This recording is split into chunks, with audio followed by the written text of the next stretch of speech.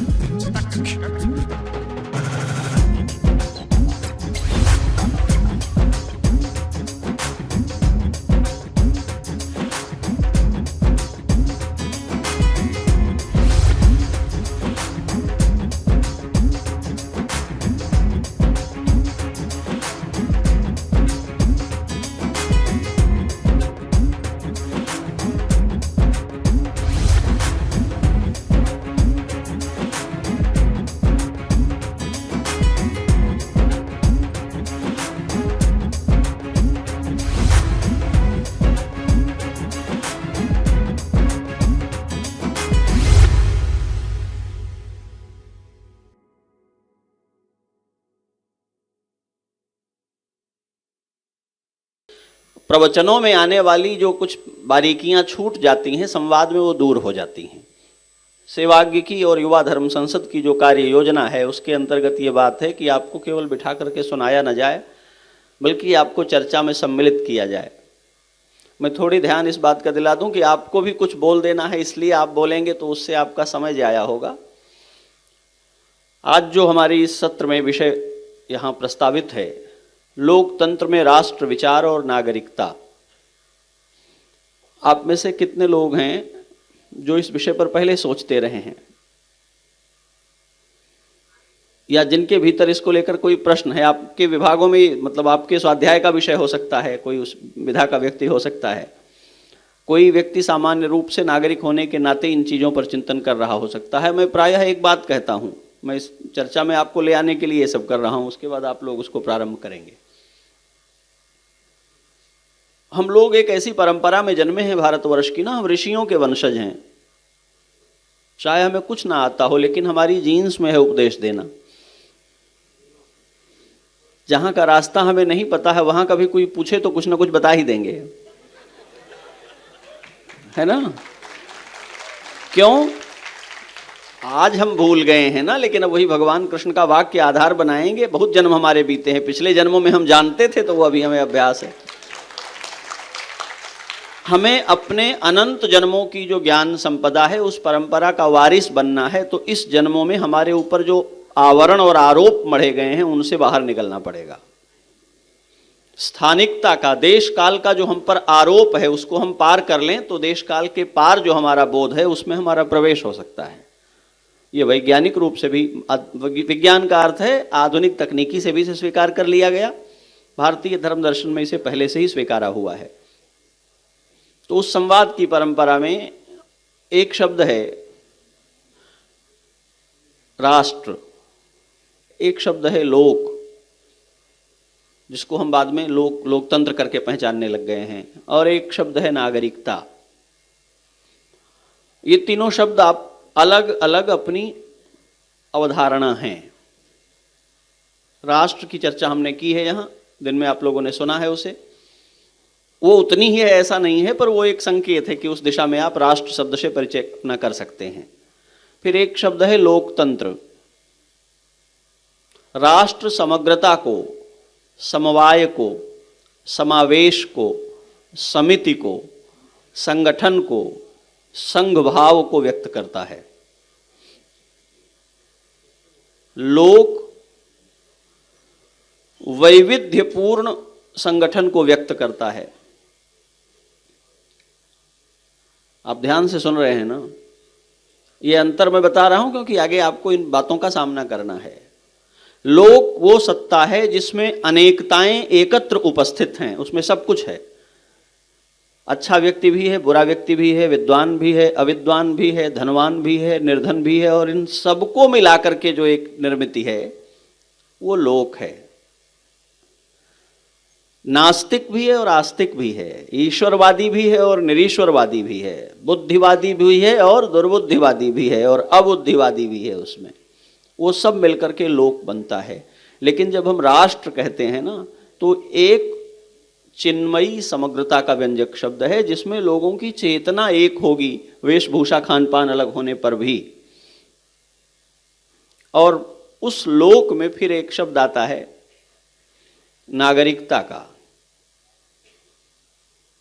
लोकतंत्र जो हमारा है, जो विधि के द्वारा प्रतिपादित और परिभाषित लोकतंत्र है, उसमें राष्ट्र शब्द कितना सुरक्षित है, हम उसकी संप्रभुता को और राष्ट्र का जो अपना पूरा एक दर्शन है उसको कितना पहचान सकते हैं, कितना सुरक्षित कर सकते हैं, कितना जी सकते हैं। आज के शीर्षक में ये बात निहित है।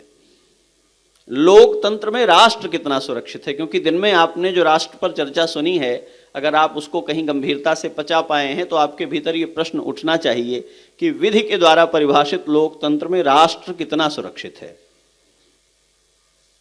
और यदि राष्ट्र और लोकतंत्र इन दोनों धारणाओं से हम अपना परिचय कर लें, तब प्रश्न होगा कि जो नागरिकता का विचार है ये कितना मूल्यवान है, कितना सुरक्षित है, कहाँ तक इसे बचाया जाना चाहिए और कहाँ इसको संतुलित किया जाना चाहिए। नागरिकता का तात्पर्य क्या है? नागरिकता शब्द आया कहाँ से है? यह देश जो गांवों का देश कहलाता है, जहाँ अभी भी नगरों से ज़्यादा गांव हैं, वहाँ अगर व्यक्ति को व्यंजित करती हुई इकाई नागरिकता कहलाती है तो ग्रामीण कहाँ जाएंगे?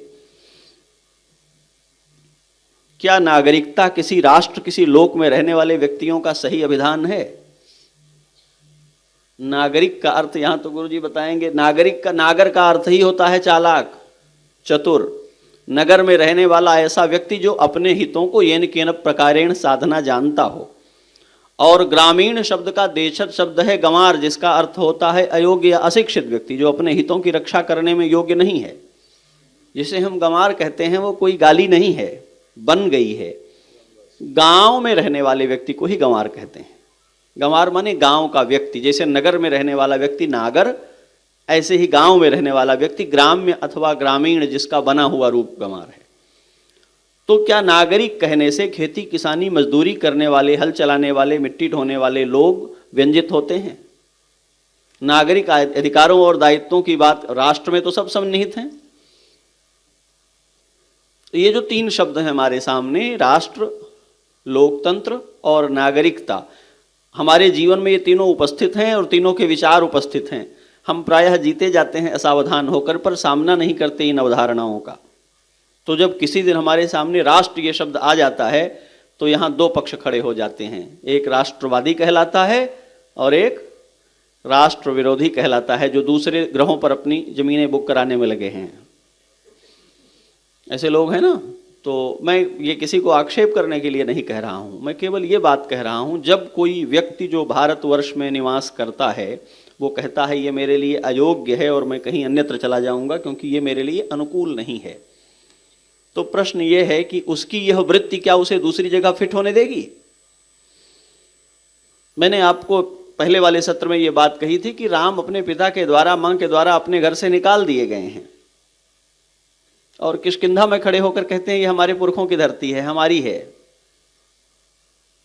एक निष्कासित व्यक्ति भी अपने जमीन से, अपने जल से, अपनी जड़ों से, अपनी संस्कृति से, अपनी प्रकृति से बाहर नहीं जा सकता, क्योंकि ये घोषणाओं से सिद्ध नहीं होता। जो आपका अपना आपा है वो किसी के निरस्त कर देने से मिटता नहीं है। कौन सा वो विचार है जो हमको इस तरह की राष्ट्रीयता देता है जो कभी भंग नहीं हो सकती? कौन सा वो विचार है जो हमें इस तरह की नागरिकता देता है जो गांव में भी हमारी नागरिकता ही बनी रह जाती है? कौन सा वो विचार है जो लोक और तंत्र के संघर्ष में लोक की सत्ता को तंत्र से बड़ा करता है? कौन सी वो खामियां हैं जो तंत्र की योजना से लोक को पस्त और परास्त कर देती हैं? ये कुछ बातें हैं जो आज हमारे यहाँ उपस्थित होनी हैं। मैं सबसे पहले चाहता हूँ आदरणीय डॉक्टर सुचिता पांडे जी से कि आप इस विषय को लेकर के इसका पल्लवन करेंगी और क्रमशः हम लोग इस चर्चा को थोड़ा मंच से सुन लेंगे आप लोग, और फिर आपके लिए माइक आ जाएगा वहाँ और आपकी बातें और प्रश्न भी हम सुनेंगे और इस तरह ये चर्चा आगे बढ़ेगी। मैंने थोड़ा ज़्यादा समय लिया है, ये मैं अनुभव कर रहा हूँ, पर इसलिए लिया था कि आपको क्लियर हो जाए कि हम क्या करने यहाँ बैठे हैं। तो आपके जो प्रश्न आएंगे वो भी इसकी सीमा में आएंगे और ठीक तरीके से चर्चा एक दिशा में जा सकेगी। सर्वप्रथम तो मैं पूज्य महाराज जी को धन्यवाद देना चाहूँगी कि आपने जो विषय का प्रवर्तन है इतना अच्छे ढंग से कर दिया है कि मुझे नहीं लगता कि छात्र छात्राओं के मध्य अब किसी भी तरह का संशय रह गया होगा। खासकर विषय को लेकर के संवाद आयोजित होना है और संवाद का तात्पर्य ही है वाद प्रतिवाद, और तब जाकर के कहीं संवाद की स्थिति बनती है। तथ्य यहाँ रखे जाएंगे और उन्हीं तथ्यों से का आप निषेध करेंगे, कुछ से सहमत होंगे और कुछ से आप अपनी असहमति व्यक्त करेंगे।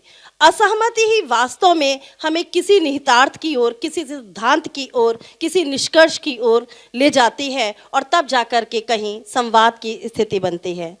प्रस्तुत जो विषय है मेरे इंटरेस्ट का विषय है, क्योंकि मैं राजनीति विज्ञान की विद्यार्थी रही हूँ। 21 वर्ष तक मैंने साकेत महाविद्यालय में अध्यापन कार्य इसी विषय में किया है, तो यह मेरी बेहद रुचि का विषय है। और जाहिर सी बात है कि जो 3 शब्द है, यद्यपि शास्त्रीय ढंग से देखा जाए, साहित्यिक ढंग से देखा जाए, तो लोकतंत्र और राष्ट्र और नागरिकता, तीनों के जो अर्थ हैं वो बेहद व्यापक हैं। और ना जाने कब से, जब तो हम समझते हैं कि जब से संस्कृतियों का जन्म हुआ होगा तब से ये सारे शब्द हमारे जीवन में, हमारी दिनचर्या में शामिल हैं। लेकिन जब हम वृहद स्तर पर व्यापक अर्थ में इसको खासकर राजनैतिक होने की दृष्टि से या राजनीति विज्ञान की दृष्टि से इन शब्दों के अर्थ समझना चाहते हैं, तो इसमें जो सर्वप्रथम लोकतंत्र का शब्द आया है, यह पहली बात तो यह कि ये कहीं से भी भारतीय शब्द नहीं है। लोकतंत्र सिर्फ और सिर्फ पश्चिमी उदारवादी संकल्पना है। यह शब्द ही हमें पश्चिम से मिला है। यह शब्द ही हमारे संज्ञान में तब आया जब हम विदेशी आक्रांताओं के हम गुलाम बने। तो लोकतंत्र का जो प्रश्न उठा वो तब उठा। राष्ट्र आदिकाल से, जो भी हम लोग थोड़ा बहुत भी जानते थे वो राष्ट्र को जानते थे, राष्ट्रवाद को जानते थे। लोकतंत्र का परिचय तो तब होता है जब हमने अपने अधिकारों, अपने हितों, अपने कर्तव्यों के लिए संघर्ष करना प्रारंभ किया। जब हमने अधिकारों की मांग की तब यहाँ पर लोकतंत्र का उदय हुआ। तो राष्ट्र एक वृहद संकल्पना है। राष्ट्र वह संकल्पना है और जो कि राष्ट्रवाद से जुड़ी हुई है, और राष्ट्रवाद हमारे आपके अनुभव द्वारा किए गए अनुभवों का परिणाम है। राष्ट्रवाद कहीं से थोपा हुआ नहीं है, कोई एक विचारधारा नहीं है। वाद शब्द एक मन में भ्रम उत्पन्न करता है कि ये एक आइडियोलॉजी को इंगित कर रहा है, लेकिन वास्तव में राष्ट्रवाद तो हम सब के मन में बसने वाला राष्ट्र के प्रति वह प्रेम की भावना है, वो समर्पण की भावना है जिसे हम राष्ट्रवाद कहते हैं। रही बात लोकतंत्र की, तो बच्चा बच्चा जानता है कि हम लोग जिस तंत्र में निवास कर रहे हैं, जो जनता के लिए और जनता के द्वारा संचालित किया जा रहा है, वह लोकतंत्र है। लेकिन आज जिस लोकतंत्र को हम देख रहे हैं वो कतई डेमोक्रेसी ना हो करके मोबोक्रेसी में बदल गया है। इसलिए मोबोक्रेसी, जिसे हम भीड़ तंत्र की संज्ञा देते हैं, वो इसलिए क्योंकि हम बहुमत के शासन में विचार रखते हैं। आज भारत का भी लोकतंत्र उसी पश्चिमी लोकतंत्र के रास्ते पर चल पड़ा है जिसमें हम केवल बहुमत को ही मानते हुए और उसी की हमारी सरकार स्थापित होती है, और उस सरकार द्वारा किए गए निर्णय हम सभी के लिए बाध्यकारी होते हैं और हम सबको उसे मानना और स्वीकारना ही होता है। यहाँ पर बहुमत, अब में अगर 70% या हम कहते हैं बहुमत, यानी 100 में 51 ने एक पक्ष में एक बात कर दी तो हम सब के लिए उसे मानना ही है। उस 49 की वॉइस अधूरी रह गई, जो कि हो सकता है कि उस 51 से कहीं ज़्यादा सही हो। तो आवश्यकता यह है कि उस 49 उस अल्पमत की बात सुनी जाए, जो कि तभी हम कहेंगे कि हम वास्तव में भारतीय लोकतंत्र को स्थापित कर रहे हैं। हमारा यह लोकतंत्र उधार का लिया हुआ लोकतंत्र ना हो, बल्कि भारतीय संदर्भों में लोकतंत्र को हम तभी सच्चे अर्थों में स्थापित कर सकते हैं जब हम उन अल्पमत की वॉइस को सुने, उस अल्पमत की आवाज़ को सुने। और इसी अल्पमत की आवाज़ को सुनने का एक सबसे बड़ा माध्यम आज हमें प्राप्त हुआ है इस युवा धर्म संसद के माध्यम से, जिसमें हम आपकी आवाज़ को जाने, हम आपके विचारों को जाने और उन विचारों को नीति निर्माताओं तक पहुंचाएं, और नीति निर्माता उस विचारों को संज्ञान में ले करके तद अनुरूप नीति को निर्धारित करें। तभी वास्तव में सही अर्थों में भारतीय और सच्चे लोकतंत्र की स्थापना हो सकेगी। रही बात जो तीसरा पक्ष है इस विषय का, वह है नागरिकता। तो नागरिकता या सिटीजनशिप जैसा कि अभी पूज्य महाराज जी ने भी बताया कि हम लोग तो ग्रामवासी थे, हम लोग तो या तो नागर थे या ग्रामवासी थे। तो यहाँ पर ये नागरिकता का कंसेप्ट कहाँ से आया?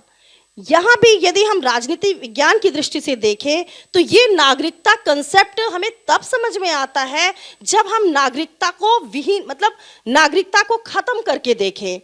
अगर हम पूछें नागरिकता का वास्तविक अर्थ हमें तब समझ में आएगा जब हम अप्रवासियों को देखें, जब हम उन शरणार्थियों को देखें, जब हम उन व्यक्तियों को देखते हैं जो किसी भी देश की नागरिकता पाने के लिए अवैध आवागमन के तरीके अपनाते हैं, तब हमें सच्चे अर्थों में नागरिकता का अर्थ समझ में आता है। तब हमें समझ में आता है कि आज नागरिक होने के क्या फायदे और क्या नुकसान है।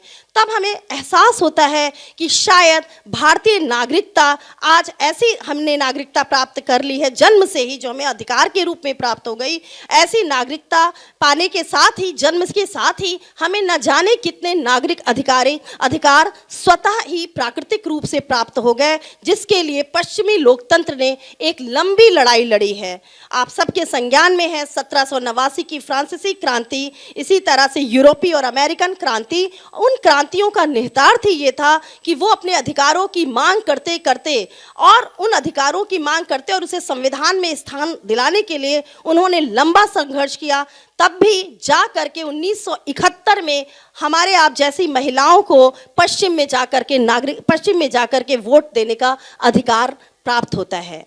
भारतीय लोकतंत्र की इस दिशा में सराहना करनी होगी कि हमें अपने जन्म से ही, यानी संविधान की स्थापना के साथ ही, हमें बिना किसी भेदभाव के यह अधिकार प्राप्त हुआ जो एक नागरिक होने के नाते हमारे प्राकृतिक अधिकारों के रूप में हमें प्राप्त होने चाहिए थे, और जिन्हें संविधान में मौलिक अधिकारों के रूप में स्थान दिया गया। और वो सारे अधिकार हमें प्राप्त हैं जो शायद अगर आप यूरोपीय देशों पर नज़र डालें, अमेरिकी लोकतंत्र पर नज़र डालें, स्विस लोकतंत्र पर नजर डालें, तो आप पाएंगे कि वो हमसे कई सैकड़ों वर्ष पीछे हैं। जिस तरह से हम लोगों ने शुरू से उन अधिकारों और उन कर्तव्यों का उपयोग करना शुरू कर दिया, जिसके वो बहुत समय लंबे काल तक वो वंचित थे।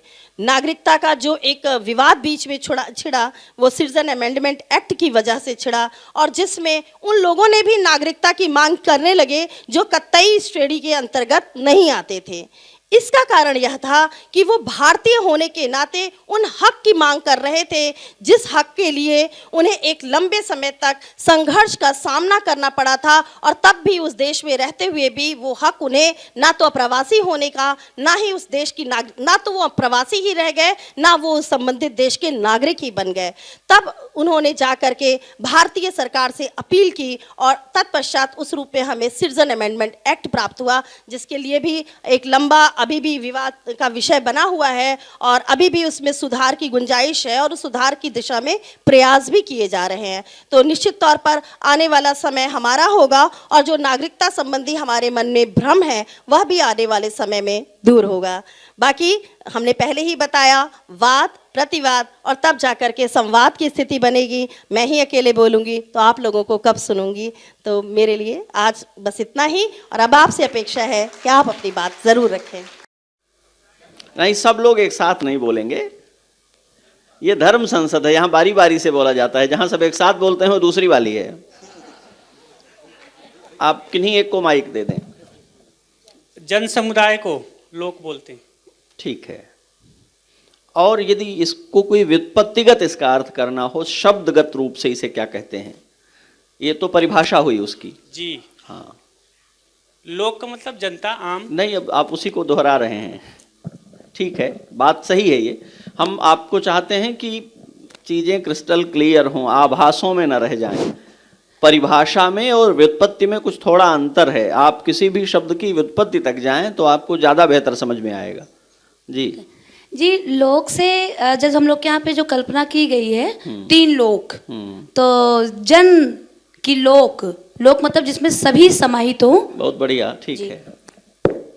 और कोई पीछे एक वहाँ जाएं, एक माइक पीछे की ओर भी रहे, हाँ, या दोनों पाली में रहे, ठीक है। महाराज जी, जो आपने बताया उसी पर मैं बताना चाहता हूँ। जैसे आपने बताया कि लोक में वे सारे लोग आएंगे जो मतलब बुद्धिमान भी हैं, कम बुद्धिमान भी हैं। ये सब हम बता चुके हैं, आपको क्या कहना है? तो उनके समूह जो होगा, उनका जो एक विचार होगा, उसको हम लोग लोक कहेंगे। ये तो यहाँ से ही कही गई बात है। तो वही बात मेरे अंदर है, इसके अलावा नहीं और कोई बात। यहाँ माइक दे दीजिए। लोग आप लोग सुस्त हो रहे थे, कुछ लोग निकलना चाह रहे थे, हम चाहते हैं आप जाग जाएं तब बात आगे बढ़ाई जाए। और यहाँ माइक दे दें। लोक मतलब लोग ही होते हैं, जैसे कि लोकोक्ति एक शब्द था। नहीं, उसका नहीं, इस तरह काम नहीं चलेगा। वो ठीक है, लोक में जो कही जाती हुई बात है उसको लोकोक्ति कहते हैं। लोक के द्वारा जो कहा जाए वही उक्ति लोकोक्ति है। महाराज जी, लोक से तात्पर्य जिसमें राम निहित हो, जन्म से लेकर मृत्यु तक जो समाज उसमें निहित रहता है, लोक उसी उसका नाम राम लोक होगा। भक्ति भाव से नहीं। अब मैं फिर आपको दोहरा दूं, बहुत विचार पूर्वक इस बात को बताइए। अनेक विचारों का जो समूह होता है उसे लोक बोलते हैं। नहीं, अनेकता में एकता कह सकते हैं। ये बात ठीक नहीं है। ये आप शब्द बदल रहे हैं सर जी। मैं कह रहा हूं व्युत्पत्ति पर आइए। आप लोग विद्यार्थी हैं और पूरी जिम्मेदारी से बात करिए। मेरे विचार से जितना मैंने थोड़ा बहुत समझा है कि लोक का तात्पर्य है कि एक पर्टिकुलर सिचुएशन में, एक पर्टिकुलर फ्रेम में अगर जिन चीज़ों का, पर्टिकुलर चीज़ों का अनुसरण करने वाली जो एक जनरेशन होती है, जो एक समुदाय होता है, उनकी अपनी निश्चित अवधारणाएं होती, निश्चित विचार होते हैं, उनको मुझे लगता है लोक कहते हैं। वो परंपरा कहलाते हैं। महाराज जी, जहाँ तक हम समझ पा रहे हैं कि लोकतंत्र में जो लोक है वो समाज के प्रत्येक वर्ग, जीव जंतु सहित सभी जो समाहित हों उसमें, उनके समुच्चय को कहते हैं। ये बात पहले भी आ चुकी। बहुत बढ़िया, ठीक है। एक प्रश्न और, आप में से किसी ने इसके पहले लोक शब्द एक्चुअली क्या है इस पर कोई काम किया है? नहीं नहीं, देख पढ़ करके नहीं, हम जो पूछ रहे हैं उस प्रश्न का उत्तर देना है। आप में से, यहां बैठे छात्रों में, प्रतिभागियों में, छात्राओं में से लोक शब्द वस्तुतः क्या है, इस पर आप में से जिसने पहले काम किया हो वो हाथ उठाए। इन्हें दीजिए, ये आप यहां बैठे हुए हैं। इसलिए कि कयास करेंगे तो हम लोगों के पास 1 घंटे भी कम है इतने सारे लोगों की कयास सुनने के लिए। हाँ, उन्हें माइक दे दीजिए। गुरुजी प्रणाम। जो लोक शब्द है वो सिर्फ लोगों को इंगित करता है। ठीक है, लोक शब्द बिगड़कर लोग बन गया है, इससे लोक शब्द का अर्थ पता नहीं चला। लोक कहते हैं जहां तक प्रकाश की गति होती है उस स्थान को। लेयर सर, मतलब एक तरह का लेयर है सर, जैसे अच्छा, भूलोक, अब आपको भी याद आ गया, दे दीजिए इन्हें माइक। बैठिए, हम लोग बुझौल थोड़े खेल रहे हैं।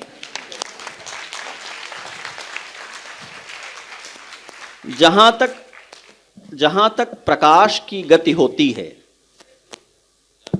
उस स्थान को लोक कहते हैं। मतलब एक तरह के प्रकाश की यात्रा। अब प्रकाश का अर्थ दूसरी तरह कर लीजिए, आप इतने में अंत मत कर लीजिएगा। प्रकाश का आशय है दृष्टि का प्रकाश।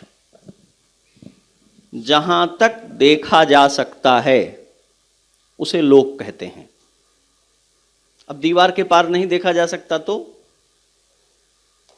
दीवार के पार भी दृश्य विद्यमान है, और यदि वहां दृष्टि पहुंचेगी तो वहां भी देखा जा सकेगा। बात समझ रहे हैं ना? अब इसको थोड़ा और सरल कर लीजिए। हिंदी भाषियों में यहां एक शब्द चलता है अवलोकन करना।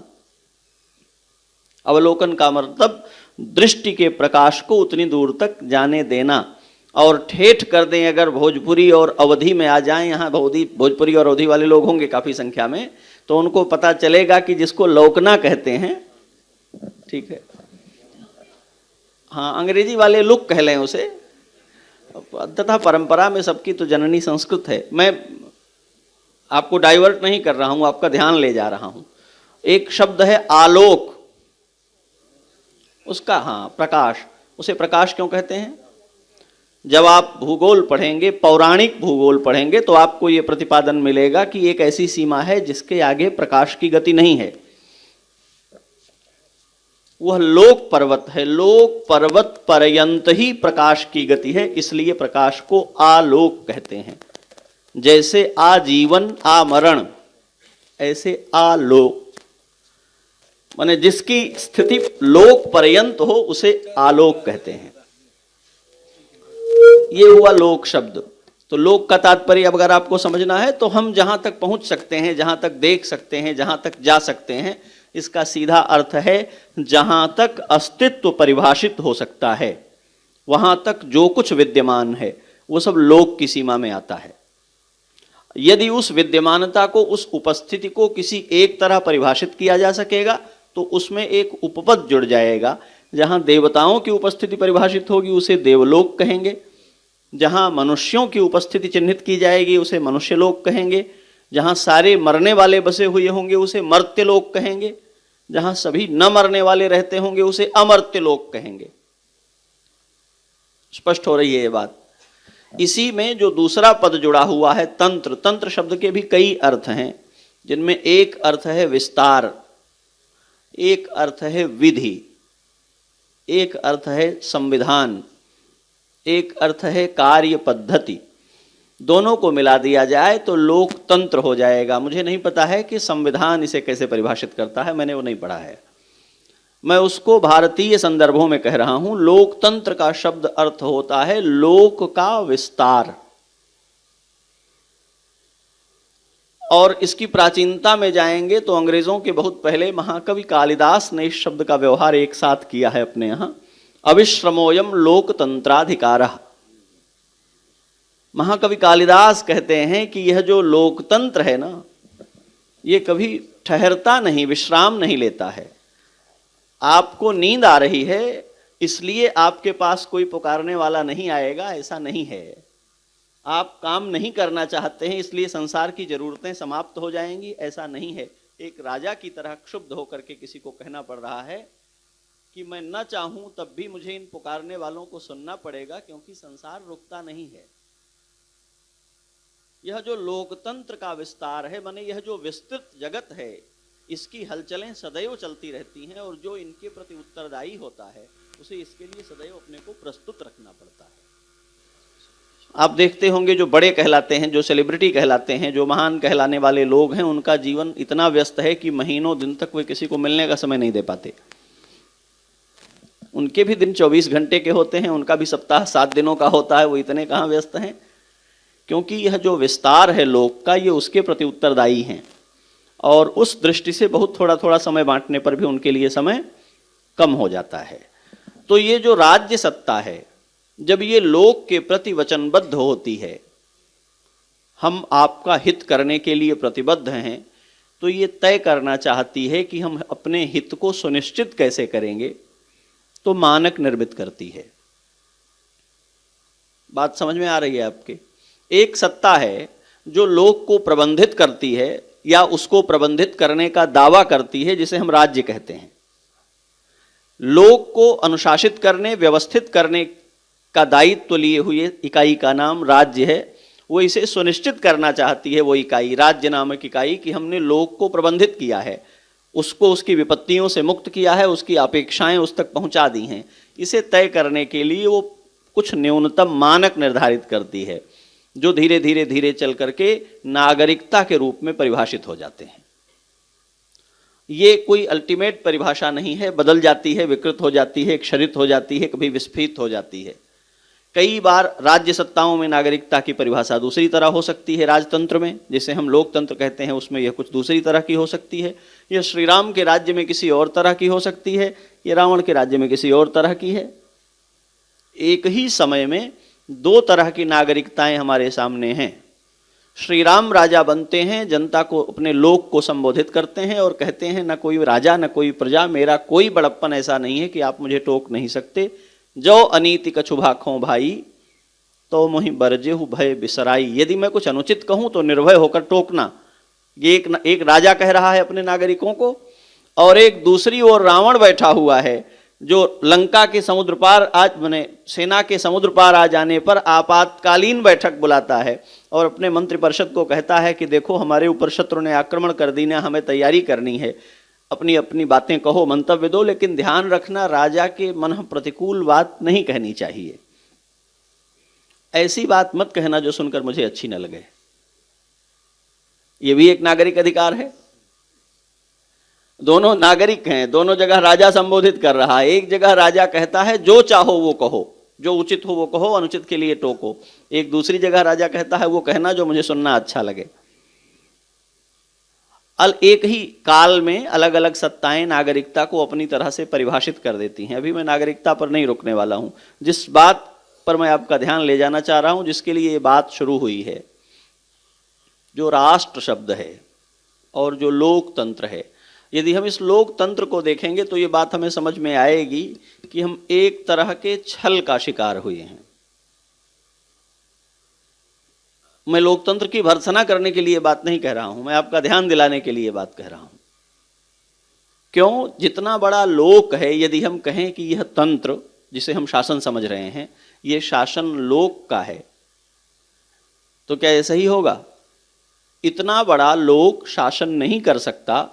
हम इसमें प्रातिनिधिक व्यवस्थाओं का निर्माण करते हैं और कोई लोक शासन नहीं करता, लोक के प्रतिनिधि शासन करते हैं। यही तो होता है, ठीक है। इतने बड़े पैमाने पर कोई एक उनका लोकसभा का प्रतिनिधि बनता है, कोई एक उनका विधानसभा का प्रतिनिधि बनता है, कोई एक उनका ग्राम सभा का प्रतिनिधि बनता है। प्रतिनिधि ही शासन करते हैं। और हमारी संरचना में जब ये प्रतिनिधि शासन की शक्ति से युक्त हो जाते हैं तो ये लोक के प्रतिनिधि नहीं रह जाते, राज्य के प्रतिनिधि हो जाते हैं, सैद्धांतिक रूप से भी और व्यावहारिक रूप से भी। लोग जब चाहे तब इनसे मिल ले, ऐसा नहीं है। गार्ड गनर होते हैं, सिक्योरिटी होती है, टाइम का उनके प्रोटोकॉल होता है, उनकी मर्यादा होती है। आप प्रश्न करें, ये जनप्रतिनिधि है। जनप्रतिनिधि जन के लिए सुलभ नहीं रह जाता क्योंकि वो राज्य का प्रतिनिधि हो जाता है। लोकतंत्र कहां? यही तो राजतंत्र है कि राजा के द्वारा राज चिन्ह धारण किए हुए व्यक्ति अपने चलने के लिए सड़कें खाली करा लेगा। वो चाहेगा तो आपसे जब चाहेगा तब मिल लेगा, और वो नहीं चाहेगा तो आप कथमपि नहीं मिल पाएंगे उससे। तो क्या हम लोकतंत्र में हैं? पहला प्रश्न ये है। दूसरे, इस तरह के लोकतंत्र में हमने जिस तरह के राष्ट्र की चर्चा की है वो कितना अस्तित्व में रह पाता है? अभी राष्ट्रवाद को लेकर के बीते वर्षों में जिस तरह की चर्चाएं सामने आई हैं, राष्ट्र सदैव से था, राष्ट्र का विचार सदैव था। अभी आदरणीय उपाध्याय सर ने इतनी बढ़िया बात कही। ऋग्वेद के दशम मंडल में वागम्भरणी नाम का सूक्त आता है, जिसे वाक सूक्त के नाम से भी जाना जाता है। वहां पराम्बा भगवती अपना परिचय ही यही कह करके देती है, अहम राष्ट्री। अब यहीं हम रुक जाएं यदि और कहें कि राष्ट्र नहीं, मैं राष्ट्री हूं। जैसे धन से युक्त व्यक्ति धनी कहलाता है, धन का जो अधिपति होता है, जैसे व्रत का पालन करने वाला व्यक्ति व्रती कहलाता है, जैसे सुख से युक्त व्यक्ति सुखी कहलाता है, ऐसे ही राष्ट्र से जो युक्त है, राष्ट्र को जो अधिग्रहित करके उसका संरक्षण पालन करता है, उसे राष्ट्रीय कहते हैं। कहूँगा नहीं, केवल एक बात पर ध्यान दूंगा। युवा धर्म संसद इसलिए आयोजित की गई है कि वृद्ध धर्म का आचरण करते हैं तो परलोक संवरता है जहाँ उनको अकेले जाना है। युवा धर्म का आचरण करते हैं तो ये लोक संवरता है जहाँ बहुत सारे लोग एक साथ रहते हैं।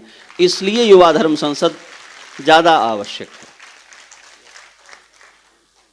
तो जो राष्ट्र है, जो लोकतंत्र है, अब उसमें कठिनाई क्या है? अभी जो आपत्तियां हुई हैं, जो उपद्रव छिड़े हैं, जिन पर चर्चा हुई है पीछे, नागरिकता को लेकर के प्रश्न खड़े हुए हैं। मैंने एक बात कही, और एक अपने यहाँ बहुत सामान्य सा संविधान है, आप लोग भी जानते होंगे, सूचना के अधिकार का। आप किससे मांग सकते हैं?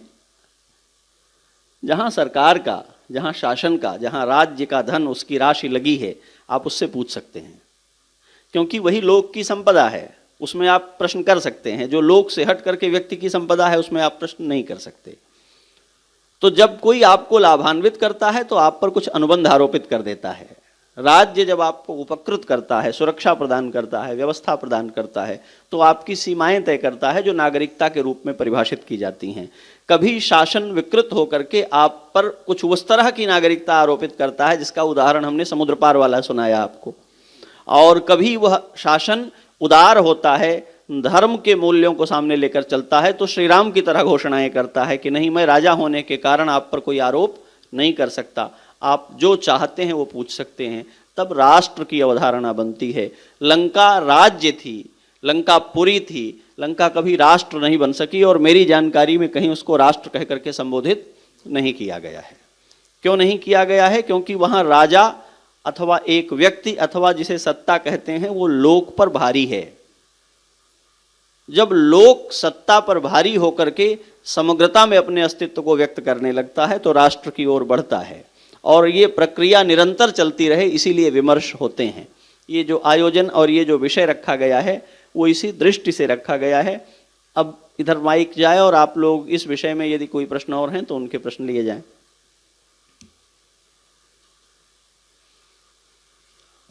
मंतव्य कम, प्रश्न या बातें, ताकि सीधे सीधे संवाद हो सकें। नमस्कार सभी को। मेरे 3 प्रश्न हैं। पहला प्रश्न है कि जब हम लोकतंत्र की बात करते हैं तो जन का आशय आता है, तो यहाँ जन से क्या आशय है? जन का अर्थ क्या है? कोशगत रूप से लोक, जन और भुवन तीनों शब्द एक साथ प्रयोग किए जाते हैं, और वाक्य है लोकस्तु भुवने जने। जिसे लोक कहकर व्यंजित किया जाता है, जिसे जन कहकर व्यंजित किया जाता है, उसी को भुवन कहकर व्यंजित किया जाता है। तो ये तीनों शब्द समानार्थक हैं, व्युत्पत्ति से अलग।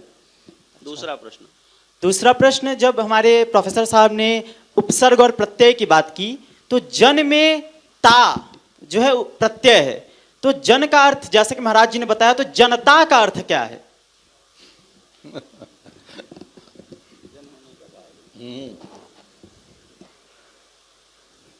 क्या दोहरा दीजिए जरा अपना सवाल।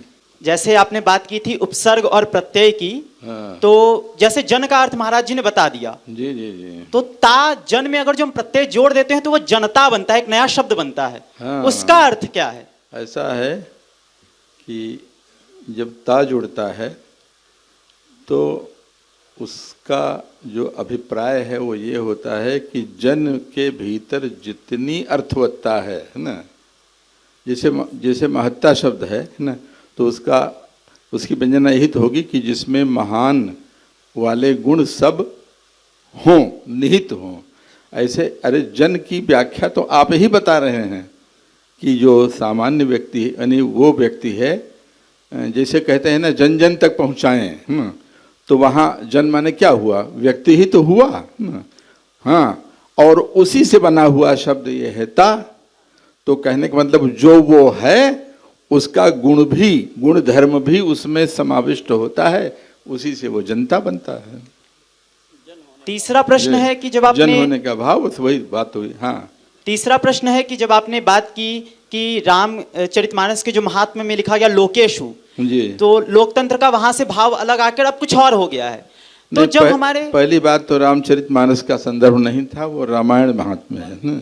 हाँ, रामायण महात्म्य। हाँ, माफी चाहता हूँ। जी, तो जी। जैसे आपने बताया कि उसका भाव कुछ अलग हो गया है, जी तो मेरा प्रश्न है कि जब संविधान सभा बनी, जी, जब हमारे लोकतंत्र अपनाया गया, जी जी, तो हम सभी जानते हैं कि हमारे लोकतंत्र में राम राज्य की जो परिकल्पना है, राम की एक एक आकृति को उसमें आकृत किया गया है, जो मूल संविधान है हमारा, जो कि हमारा संसद भवन में रखा तो राम राज्य की कोई वो नहीं।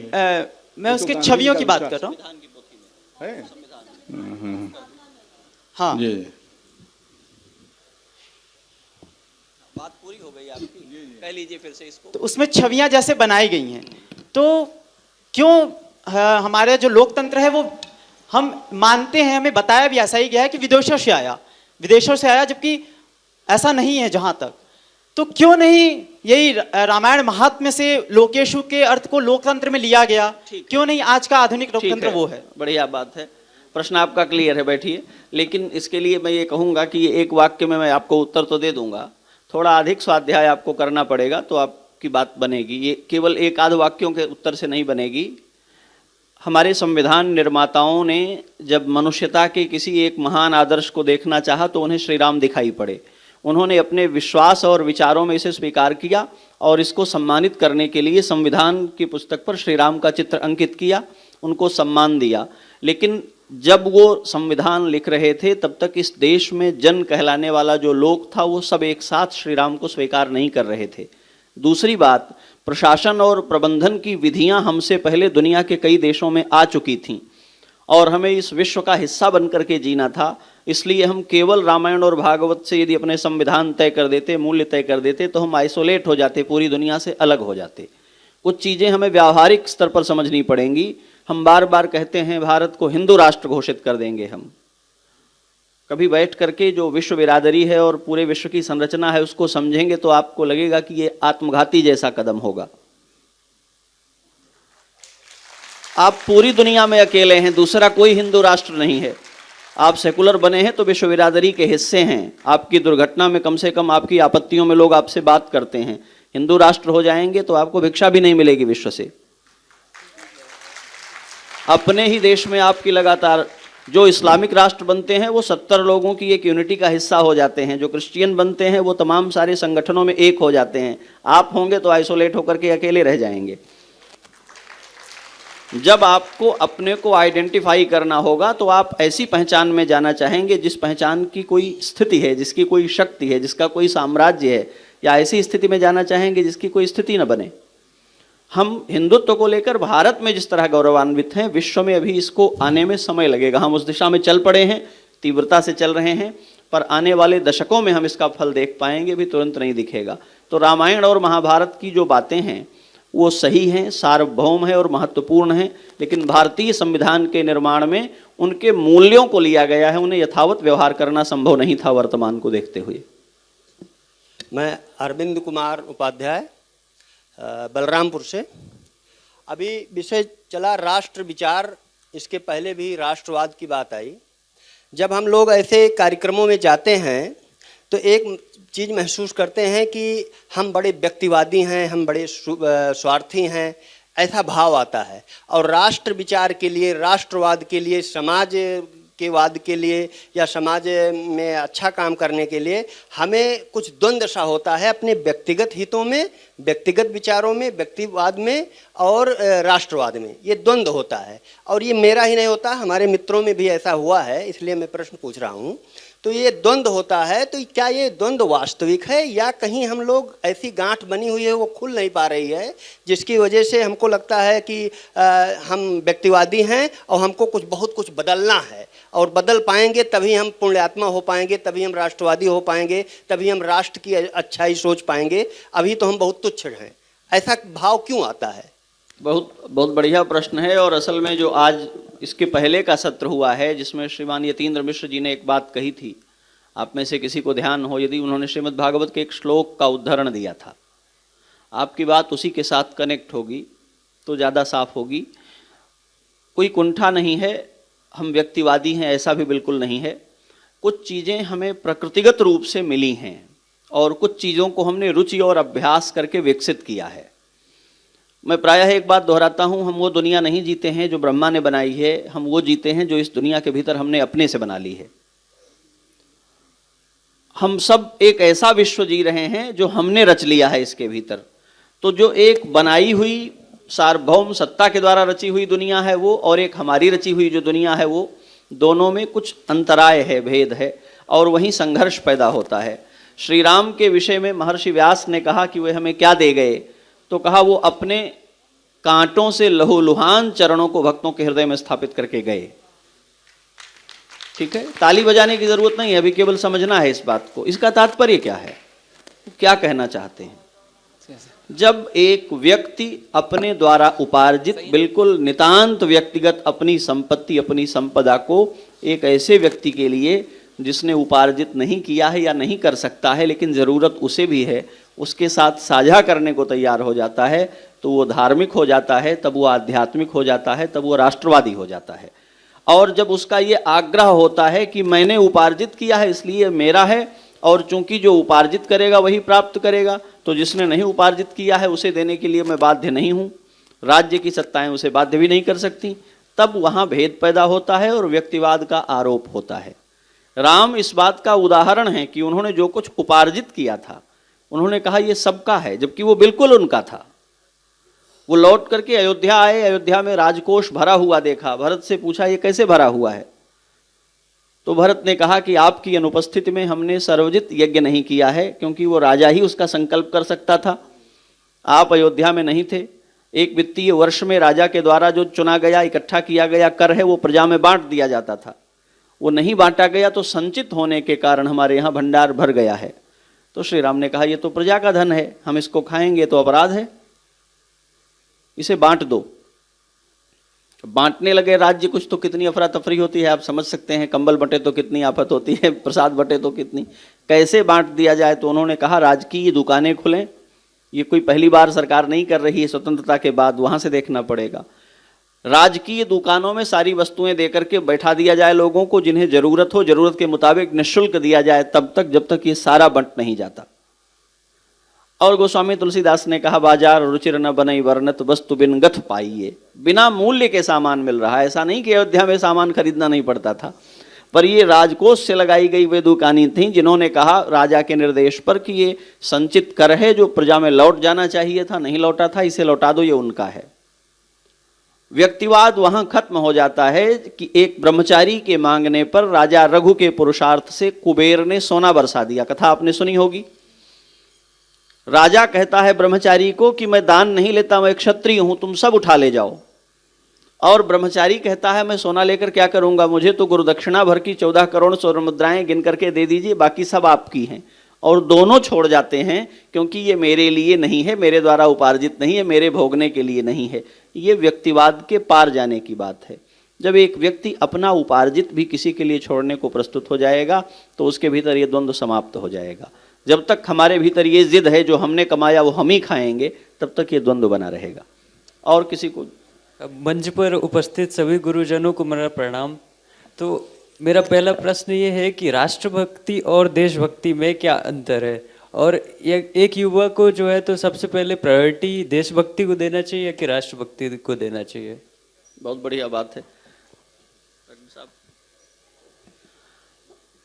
जल, जमीन और जंगल के द्वारा परिभाषित, इतिहास और भूगोल के द्वारा परिभाषित जो है उसकी प्रतिनिष्ठा रखना देशभक्ति है, और मानव मूल्यों के द्वारा परिभाषित, संस्कृतियों के द्वारा परिभाषित जो है उसके प्रतिनिष्ठा रखना राष्ट्रभक्ति है।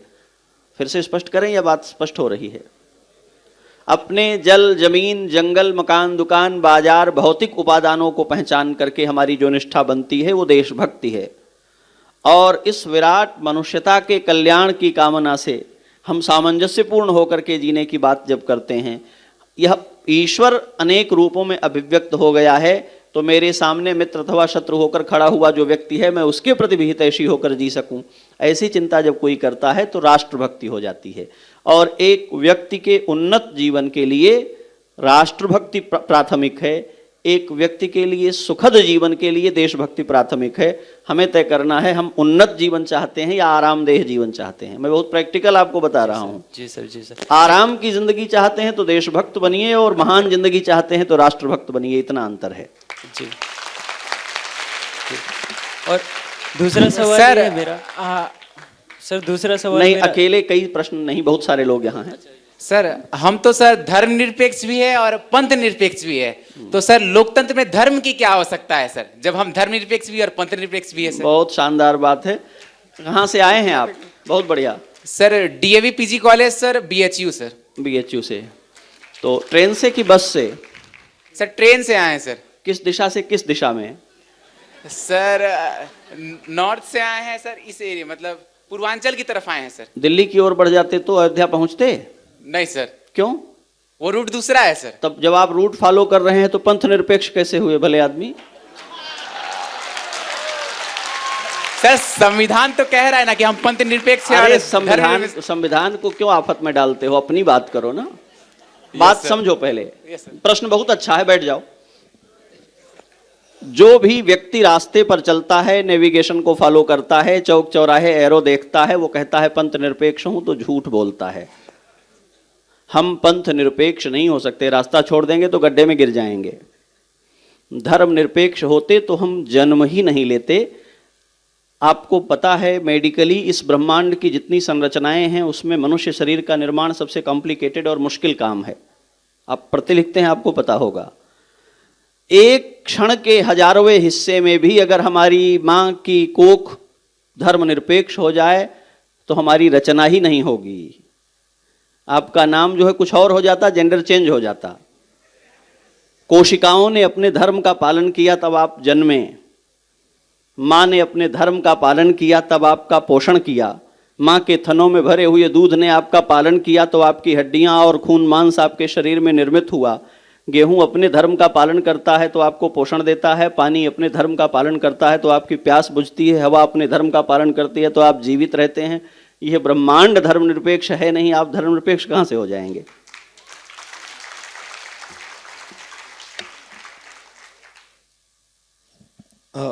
गुरुजी प्रणाम, और सब जितने लोग मंच में हैं सबको प्रणाम। जो टॉपिक है जैसे कि अब बात हुआ था कि नागरिकता, और इस पे ये बहुत मेरे करीब टॉपिक है कि मैं अभी रिसर्च जो कर रहा हूँ पॉलिटिकल साइकोलॉजी पे, अराउंड मेरा इसका इसी पे रिसर्च है। तो पहले मैं बस मैम आपने बात बोली थी, मोबोक्रेसी की बात बोली थी। तो अगर मोबोक्रेसी की अगर बात आती है तो ये नहीं हो सकता, अगर उसको ऐसे भी तो आर्ग्यू किया जा सकता है, हाँ मैम, उसे ऐसे भी तो आर्ग्यू किया जा सकता है कि लोगों का फ्रीडम है कि वो जिस तरह वोट करना चाहें। तो फिर अगर हम उसको अगर रेगुलेट करने की कोशिश करें कि अगर कोई हमें ऐसे वोट करे या कोई इतना अच्छे से वोट करे, या हम लिमिटेशंस लगा दें कि आपको इतना क्वालिफाइड होना चाहिए या आपके पास इतना ज्ञान होना चाहिए तभी आप ऐसे आप वोट कर सकते हैं, तो फिर ये तो फ्रीडम ऑफ वोटिंग के अगेंस्ट चले जाएगा। फिर इस डिलेमा को कैसे हम लोग सॉल्व कर सकते हैं? एग्जैक्टली जो रिसेंटली हम लोगों के यहाँ इलेक्टोरल रिफॉर्म्स की बात हो रही है, चुनाव में सुधार की बात हो रही है, उसमें कैंडिडेचर को लेकर के भी एक जो सुधार रिफॉर्म्स की बात हो रही है, तो उसमें हम लोग यही तय कर रहे हैं कि सबसे पहले जो उम्मीदवार हमारे खड़े हों, जैसे कि अभी तक ये था कि उनके लिए किसी भी प्रकार की एकेडमिक क्वालिफिकेशन की आवश्यकता नहीं थी, आपने पढ़ा भी है। तो अब जो रिसेंटली इलेक्टोरल रिफॉर्म्स की जो पीछे पहले की भी जो संथानम कमेटी इत्यादि बनी थी, रिसेंटली भी इस पर तमाम रिसर्चर्स हो रहे हैं और हमारे जो पॉलिसी मेकर्स हैं वो इस पर ध्यान दे रहे हैं कि कुछ एक मिनिमम एकेडमिक क्वालिफिकेशन उनकी ज़रूर निर्धारित हो जाए। तब हमारे सामने एक ऑप्शंस होंगे कि हम ये कभी भी नहीं कह पाएंगे कि हम डेमोक्रेसी को मोबोक्रेसी की तरफ ले जा रहे हैं, क्योंकि हमारे पास क्लियर कट ऑप्शंस होंगे कि कम से कम कैंडिडेट इतना पढ़ा लिखा है, इतना उसे पार्लियामेंट्री प्रोसीजर का ज्ञान है और इतना वो हमारा जो रिप्रेजेंटेशन करने वाला इंसान है वो कम से कम हमारे इंटरेस्ट का, हमारे हितों का ख्याल रखेगा। रही बात कि हम एक मिनिमम जो एलिजिबिलिटी है कि 18 वर्ष के ऊपर के सभी जो व्यक्ति हैं, चाहे वो जिस भी तरह मतलब उसमें कहीं पढ़ाई लिखाई इत्यादि की बात नहीं की गई है, और वो हमें वोटिंग राइट उनका है। तो वोटिंग राइट मैंने कहा कि यहाँ पर एक नेचुरल राइट की तरह उनको मिला हुआ है, सिवाय कुछ एक रेस्ट्रिक्शंस के।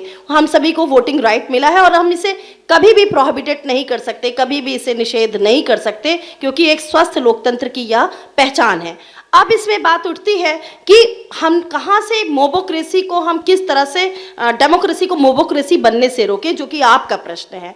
डेमोक्रेसी को मोबोक्रेसी बनने से रोकने के लिए तमाम रिफॉर्म्स किए जा रहे हैं, जिसमें हमारे लिए सबसे पहली बात जो बेसिक लेवल पर कही गई है कि हम किसी लालच में ना पड़ें, हम भाई भतीजावाद में ना पड़ें, हम संकुचित दायरों में ना रहें, हम जाति धर्म केवल इत्यादि ना देखें कि ये यादव हैं, ये पंडित हैं, ये मुस्लिम हैं, ये हिंदू हैं। इन सब से जब परे उठकर, जब हम अपने विवेक से और एक जैसे कहते हैं वृहद हित को देखते हुए जब हम वोटिंग करेंगे, जो कि आगे आने वाले समय में रिसेंटली इलेक्शंस में आपने देखा भी होगा कि हमें एक निश्चित तौर पर एक बहुत बड़ा परिवर्तन देखने को मिला। इवन रिसेंटली यूपी का जो इलेक्शन हुआ था, सारे प्रेडिक्शंस फेल हो गए और हमने देखा कि जो वोटिंग का जो परसेंटेज था, वोटिंग का जो शेयर था, उन्हीं कैंडिडेट्स को प्राप्त हुआ जो वास्तव में योग्य थे। तो आगे आने वाला समय अच्छा होगा, इसी उम्मीद के साथ आप रिसर्च जारी रखें। महाराज जी, आपसे हमारा एक प्रश्न है कि आप बोल रहे थे कि अगर हमारा राष्ट्र है जो अगर हिंदू राष्ट्र घोषित हो जाता है तो उससे हमारे लिए मतलब गंभीर समस्या उत्पन्न हो जाएगी।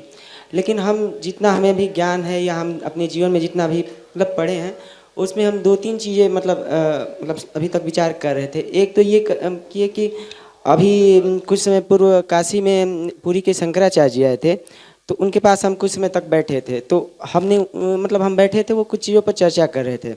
तो उन्होंने हिंदू शब्द के बारे में बतलाया कि श्लोकों के माध्यम से कि जो हताशा को दमन करे वही हिंदू धर्म है, और उन्होंने उसके कहाँ से लिया गया यही बताया। और जो पूर्व में हमारी शिक्षा दीक्षा हुई है, उसमें हिंदू शब्द को हमने सिंधु के अपभ्रंश के रूप में पढ़ा है, जो कि हमारे इतिहासकारों के द्वारा लिखा गया है। तो अगर शंकराचार्य जी का ये वाला उत्तर सही है कि जो हताशा को दमन करे वही हिंदू है, क्योंकि उनको हम प्रामाणिक मानते हैं, पूरी सब लोगों का हम नहीं जानते। बैठिए। तो वो तो सभी के लिए अच्छी बात है, पूरे विश्व के लिए। आप अपने प्रश्न में थोड़े कंफ्यूज हैं, उसको क्लियर कर लीजिए पहले। आपका प्रश्न ये है कि शंकराचार्य जी ने कहा कि हिंदुत्व तो सबके लिए कल्याणकर है, तो भारत के हिंदू राष्ट्र बनने में सबके लिए अच्छाई है, इसमें मुश्किल क्या है? इतनी ही बात कह देने से स्पष्ट हो जाती। और शंकराचार्य जी को आपने हमारी बात के प्रतिपक्ष में रखा कि आप कह रहे हैं कि हम हिंदू बनेंगे तो आइसोलेट हो जाएंगे हिंदू राष्ट्र घोषित होने से, जबकि वो कह रहे हैं कि ये ठीक है। बैठ जाइए। शंकराचार्य जी बड़े मान्य धर्माचार्य हैं भारतवर्ष के, मैं उनका बहुत आदर करता हूं, उनको प्रणाम करता हूं, और वो हमारी बहुत बड़ी परंपरा के पीठाधिपति हैं। मैं उनका प्रतिवाद नहीं करूंगा, लेकिन मैंने बड़े महापुरुषों से, बड़े वरिष्ठ जनों से ये बात सुनी है। उनके पूज्य गुरुदेव ने, शंकराचार्य जी महाराज के पूज्य स्वामी श्री करपात्री जी महाराज ने इस पर वर्षों काम किया कि मैं हिंदू धर्म संघ बनाऊं, और देश के सुयोग्य विद्वानों ने, वेदों के, स्मृतियों के, पुराणों के महापुरुषों ने वर्षों तक खंगाला ग्रंथों को हमारे, कहीं एक भी प्रामाणिक स्थल पर हिंदू शब्द नहीं मिला। निरुपाय होकर के उन्होंने धर्म संघ की स्थापना की, हिंदू धर्म संघ नहीं बन सका।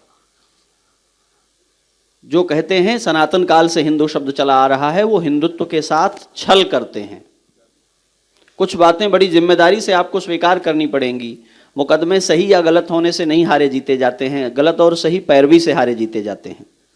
डॉक्टर के पास जाइए, कहता है सच बताइए। वकील के पास जाइए, कहता है मैं आपको जिता दूंगा, पर बता दीजिए फैक्ट क्या है। क्योंकि आप नहीं बताएंगे तो विपक्ष का वकील उस फैक्ट को खोज कर ले आएगा और फिर हम फंस जाएंगे। सनातन धर्म है, हिंदू धर्म नहीं है। विदेशियों के भारत आने पर सत्ता बन करके उन्होंने सनातन धर्म को और एक खास भूगोल को हिंदू शब्द से अभिहित किया। उसके मूल में संस्कृत का सिंधु रहा हो, चाहे फारसी का हिंदू रहा हो, अभी हम इस विवरण में नहीं जाएंगे। सनातन धर्म का आधुनिक नाम हिंदू है। जहां कहीं भी हिंदू कहा जाएगा उसका अर्थ सनातन धर्म समझा जाएगा।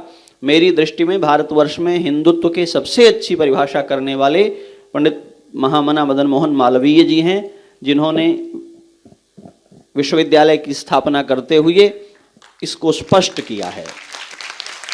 वेदों के द्वारा प्रतिपादित, स्मृतियों के द्वारा अनुमोदित, पुराणों के द्वारा व्यवस्थित किया गया जो है वो हिंदू धर्म है। और वो हिंदू धर्म जब आप अपनाने की कोशिश करेंगे तो हमारे माननीय प्रधानमंत्री नरेंद्र मोदी जी जब प्रधानमंत्री बने और उन्होंने ये बात कही, वक्तव्य दिया, अगर आपको याद होगा तो उन्होंने कहा था ये दुनिया ऐसी नहीं है। भाई साहब यहाँ आ जाएंगे, श्रीमान गिरीश पत्र त्रिपाठी जी महाराज यहाँ, आप यहाँ आगे आएंगे, वहाँ ले आए कार्यकर्ता जो हैं यहाँ बिठाएं। तो माननीय प्रधानमंत्री जी ने ये बात कही थी, ये दुनिया ऐसी नहीं है जिसमें कोई अपना नक्शा स्वयं बना ले अकेले। लोग इंटरकनेक्ट हैं और इंटरडिपेंडेंट हैं। आज की जो दुनिया है वो आज के 50 साल या 100 साल पहले की दुनिया नहीं है, 150 साल पहले की दुनिया नहीं है, जब एक कबीला अपने टापू को ही विश्व कहा करता था। दुनिया बदल गई है, संचार बढ़ गया है और लोग दूसरे ग्रहों तक जाने लग गए हैं, धरती के देशों को खोज लिया गया है।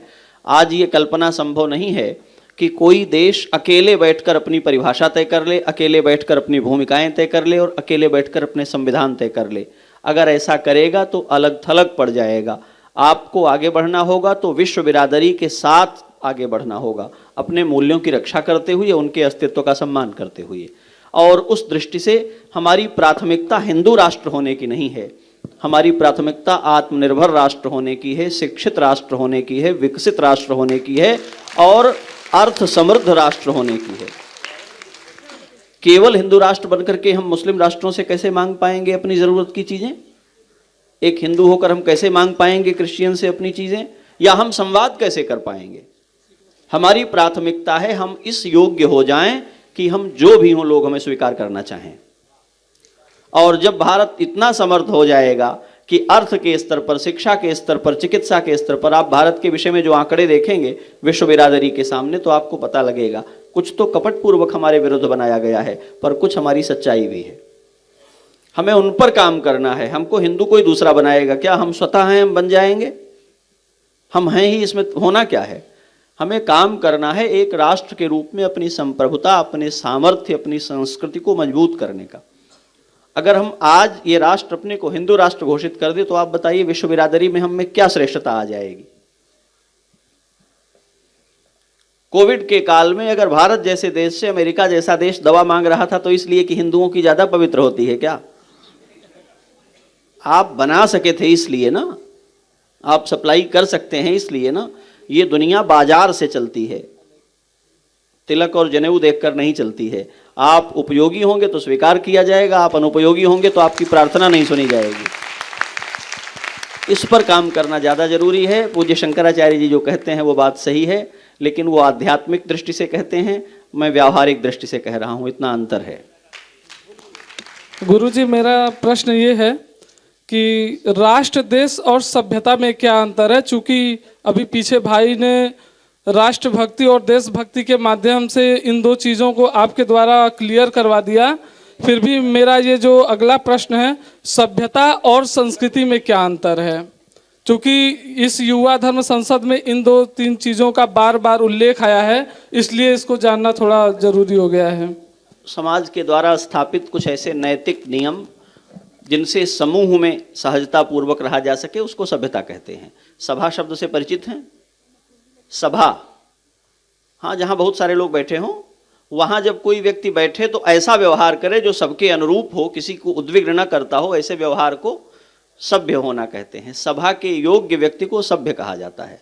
सभ्यता का अर्थ है नैतिक नियमों में जीना। सड़क पर चलते हुए बाईं ओर चलें, सड़क खाली हो तब भी बाईं ओर चलें, यही सभ्यता है। ये कोई आसमानी नियम नहीं है, दुनिया में दाहिनी ओर चलने के नियम भी हैं, वहाँ वही सभ्यता है। सभ्यता वो है जो समाज को समरस होकर जीने के लिए बनाए गए नैतिक नियम हैं। संस्कृति वो है जो हमारे पूर्वजों के द्वारा धर्म, अध्यात्म और इस संपूर्ण ब्रह्मांड को पहचान करके हमारे जीने के लिए स्थापित किए गए मूल्य थे। सभ्यता व्यवहार परक है, संस्कृति मूल्य परक है, और वे मूल्य परक नियम जो पीढ़ियों में जीते हुए आनुवंशिक रूप से हमको प्राप्त हुए हैं, वो संस्कृति है। सभ्यता एक पीढ़ी में तय की जा सकती है, संस्कृतियाँ अनेक पीढ़ियों में स्वयं पल्लवित होती हैं, योजना पूर्वक नहीं रची जा सकती हैं। ये अंतर है। महाराज जी, और सरलता से समझ लीजिए, ऊपर से पेंट कर दिया गया है तो सभ्यता है, भीतर सिझा दिया गया है तो संस्कृति है। प्रणाम महाराज जी। महाराज जी, आपसे मेरा एक प्रश्न है।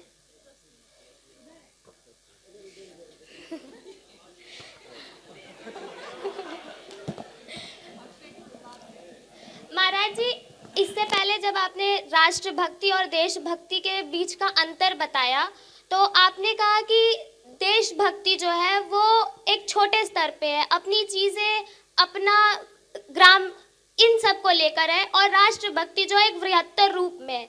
पर हम स्टूडेंट्स ये पढ़ते हैं कि जो राष्ट्रभक्ति है वो एक उग्र प्रकार का अपने देशभक्ति को दिखलाने का एक तरीका है, और राष्ट्रभक्ति को संकुचित तौर पर दिखलाया जाता है, और देशभक्ति को दिखलाया जाता है कि वो बृहत्तर रूप में एक चीज़ है। तो हम एज स्टूडेंट्स किस चीज़ पे बिलीव करें? क्योंकि हिस्टोरियंस जब हम मॉडर्न हिस्ट्री पढ़ते हैं, समझ गए, आपकी चिंता समझ गए, धन्यवाद। हम चाहते थे इस प्रश्न तक हम पहुंच जाएं, क्योंकि असल में जो आज चर्चा है ना, उसका पर्यवसान तो इन्हीं चिंताओं के साथ होना है। कौन या किस पद्धति से आपको ये पढ़ाया गया है मुझे ये पता नहीं है। राष्ट्र एक देश की अवधारणा को उग्र रूप से प्रकट करेगा। इस देश में बहुत प्रतिष्ठा जिनको प्राप्त है और जिनका लिखा हुआ गीत इस देश में राष्ट्रगान बना हुआ है, क्या नाम है उनका? टैगोर की एक बहुत मशहूर कविता है, देश की माटी देश का जल, सुना है ना? राष्ट्र क्यों नहीं कहा उन्होंने? जल से, मिट्टी से, मैंने एक कहा, पहले तो मैं ये करेक्ट कर दूं, आपने कहा कि देश छोटा और राष्ट्र बड़ा, मैंने ये नहीं कहा है। मैंने ये कहा है कि देश भौतिक इकाई है और राष्ट्र चिन्मय, चिन्मय का अर्थ है चेतना, विचार परक। आप बैठ जाइए, वो विचार परक इकाई है। देश को भूगोल से और इतिहास से परिभाषित किया जा सकता है, राष्ट्र को केवल इतिहास और भूगोल से परिभाषित नहीं किया जा सकता है। ज़मीन, आसमान, सीमाएं, शहर, नगर, राज्यों की इकाइयां, इनसे देश परिभाषित होता है। अगर आप इसकी भक्ति करने को देशभक्ति मानकर जीते हैं तो ये आपके जीवन को व्यावहारिक रूप से आसान बनाता है, लेकिन मूल्यगत रूप से, मूल्यगत रूप का आशय है बृहत्तर अर्थों में, आपको छोटा करता है। राष्ट्र की इकाई से जब आप परिचित होते हैं तो आप कुछ ऐसे बड़े मूल्यों के साथ जुड़ते हैं जो सीमाओं से जमीन, जल और जंगल के पार आपको ले जाते हैं, आपकी चेतना को विराट कर देते हैं, तो आप बड़े पैमाने पर लोगों के लिए कल्याणकर और हितैषी हो जाते हैं। जिस किसी ने ये पढ़ाया कि राष्ट्र कह करके हम उग्र अभिव्यक्ति करते हैं, वे असल में मक्कार लोग हैं जिन्होंने बहुत दिनों तक इस देश को विदेशियों का उपनिवेश माने रखा है और उन्हीं के, नहीं कहना चाहिए पर मैं कह दूं, वो नाजायज संतानें हैं उन्हीं की, जिनको राष्ट्र शब्द सुनने में आपत्ति है। असल में ये समझना होगा, राष्ट्र जो है ना, मानव समाज के लिए जो कल्याणकर इकाई और अवधारणा है ना, वो देश नहीं है, वो राष्ट्र है। मनुष्य बनाने की जो इकाई है ना, वो देश नहीं है, वो राष्ट्र है। देश, और इसको ठीक से समझ लीजिए, देश वस्तुतः लॉन्गिट्यूड लैटिट्यूड से परिभाषित होने वाले एक पर्टिकुलर एरिया को कहते हैं, ठीक है। देश शब्द का अर्थ होता है एक अक्षांश देशांतर से परिभाषित होने वाले स्थान को देश कहते हैं, कंट्री नहीं मतलब होता है। इसलिए प्राचीन काल में हमारे यहाँ गीत सुनते होंगे आप, कहते थे परदेश चले गए, परदेश चले गए। गोस्वामी जी लिखते हैं, तब मैं गया हूँ विदेश। काकभूषण जी महाराज की भाषा में तो अमेरिका थोड़े गए थे काकभूषण जी, भारत में ही घूम रहे थे। विदेशम गम्यते मया, विदेश का मतलब होता था एक स्थान से दूसरे स्थान पर चले जाना। ये विदेश और परदेश शब्द का मतलब होता था एक अक्षांश देशांतर से शिफ्ट कर जाना, कहीं चले जाना। तो इससे केवल जो हमारी भौगोलिक इकाई के अंतर्गत आने वाली संपदाएं हैं वो परिभाषित होती हैं। राष्ट्र से चेतना परिभाषित होती है जो मनुष्यों में ही निहित है। इसलिए वेदों में, उपनिषदों में, हमारे पौराणिक ग्रंथों में जहाँ कहीं भी मानव समाज को संबोधित करने की बात आई है, वहाँ देश के लिए नहीं है। देश शब्द सदैव भूगोलवाचक था और राष्ट्र शब्द सदैव मानव समाज और उसकी चेतना का वाचक रहा है। तो मैंने जो अंतर किया था वो ये किया, राष्ट्र का तात्पर्य होता है मानव चेतना से युक्त आबादी, समाज। देश का अर्थ होता है जल, जंगल, जमीन, पशुओं, पक्षियों से भरा हुआ कोई स्थान। इतना अंतर है दोनों में।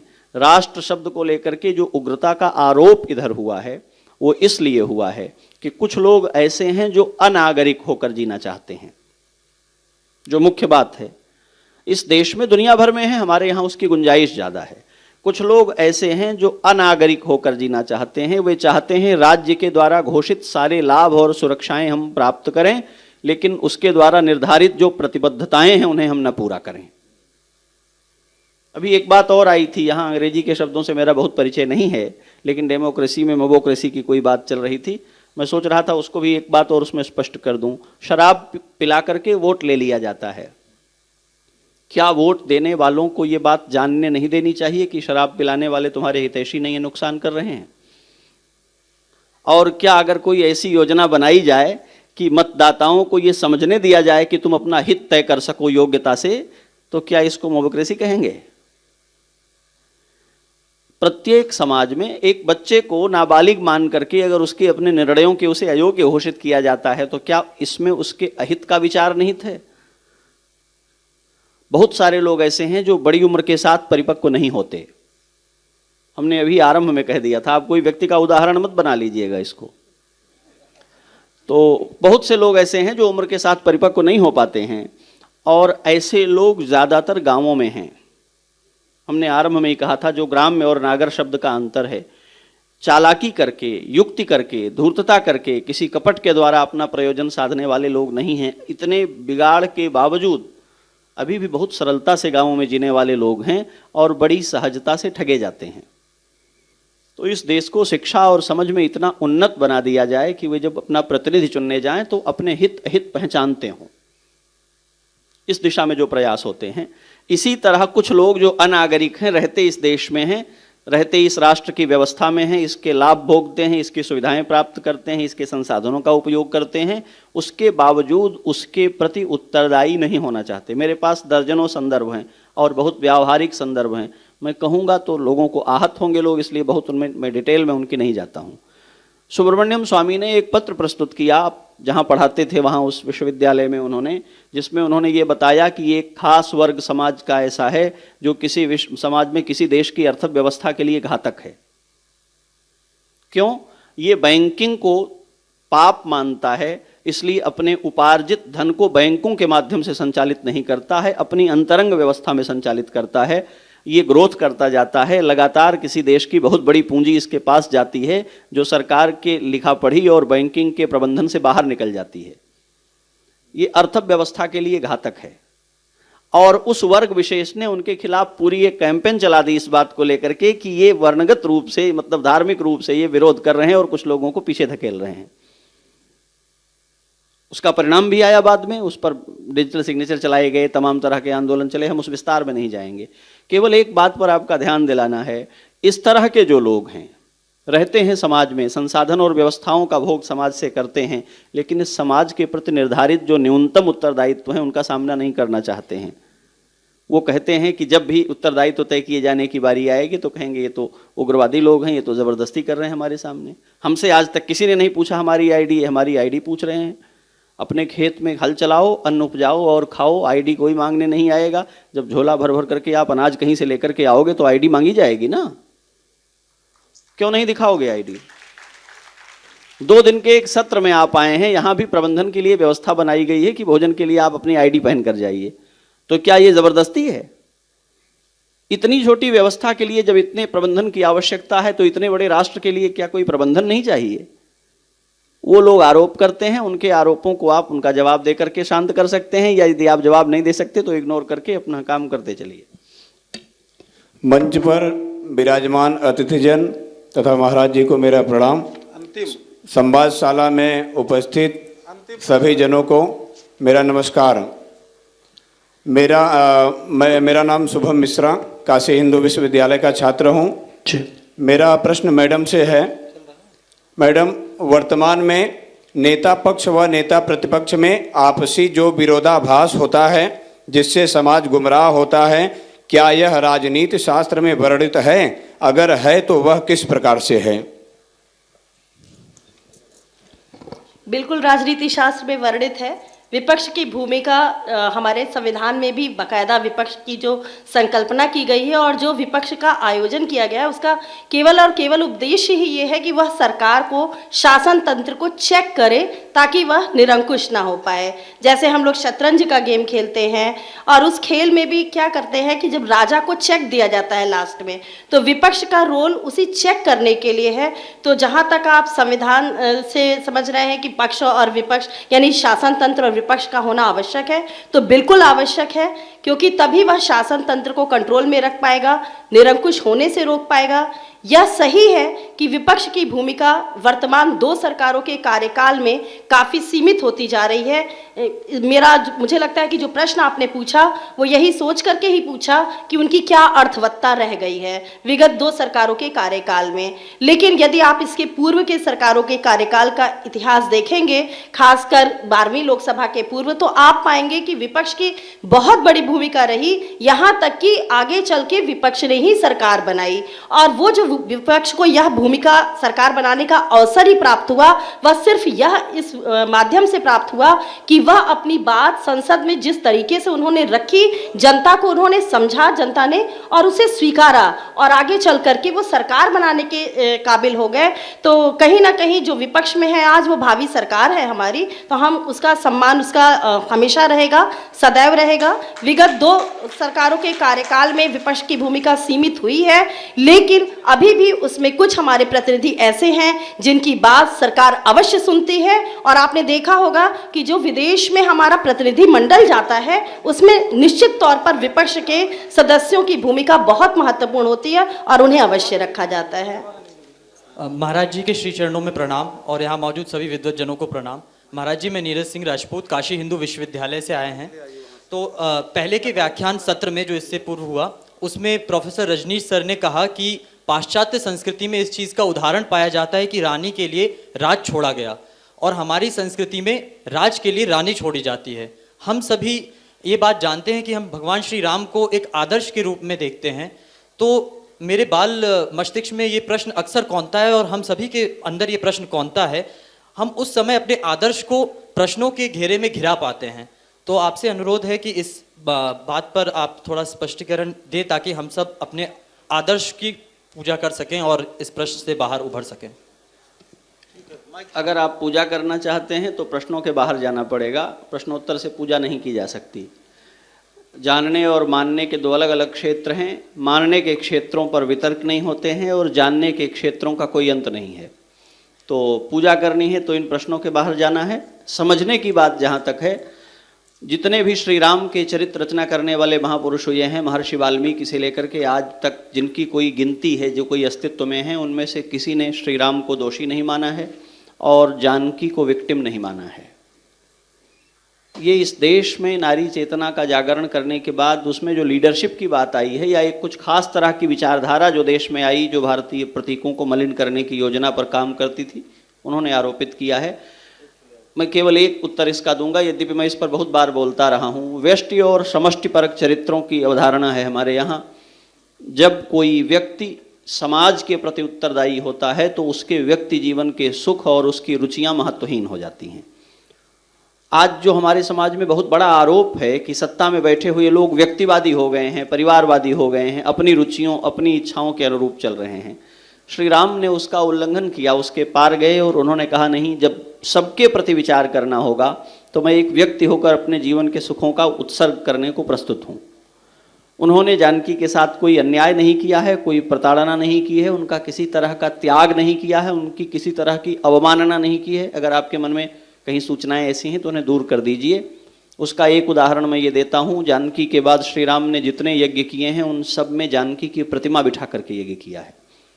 जिस राजा के सारे पूर्वज अनेक विवाह करते आए हों, 3 विवाह, 5 विवाह, 10 विवाह, वो राजा प्रतिमा बिठा ले अपनी एक पत्नी की, दूसरी स्त्री को जीवन में पत्नी बना करने लाए। इससे बड़ा नारी सम्मान क्या हो सकता है? तो ये राम ने प्रमाणित किया है। इससे बड़ा कोई पत्नी तो नहीं हो सकता है कि स्त्री के रहने पर भी उसका साहचर्य नहीं है तो उसकी प्रतिमा रख करके राम ने किसी अन्य को स्थान नहीं दिया। और जब महर्षि वाल्मीकि के द्वारा सारी बातें सामने आती हैं तो वो फिर सीता को वापस लाने के लिए प्रस्तुत हुए हैं। ये भी श्रीमद् वाल्मीकि रामायण का ही प्रसंग है। तो राम ने सीता को त्याग दिया ऐसा कहेंगे तो अनर्थ हो जाएगा, क्योंकि रघुवंशी राजा त्यागे हुए पदार्थ का भोग नहीं करते। जिस पत्नी को तलाक दे दिया गया उसको रिकॉर्ड में मेंशन नहीं कर सकते। अगर त्याग दिया होता तो अपनी पत्नी के रूप में यज्ञ में संकल्प ही नहीं कर सकते थे। सीता का पत्नी के रूप में संकल्प करके यज्ञ करते हैं। राजा के जीवन की ये चुनौतियां हैं। एक दूसरी इसमें निहित बात यह है, जो हमारे यहाँ सबसे बड़ी बात है दाम्पत्य की और प्रजनन की, कैसे संतान का पालन होगा। श्री राम ने ये निर्णय लिया, राजधानियों में उत्पन्न जो संतानें होती हैं वो राजधानी को ही सबसे बड़ा मूल्य समझती हैं। वनों में उत्पन्न संतानें, राजा वो नहीं है जो बाप से राजधानी पा जाए, राजा वो है जो राजधानी कायम करे।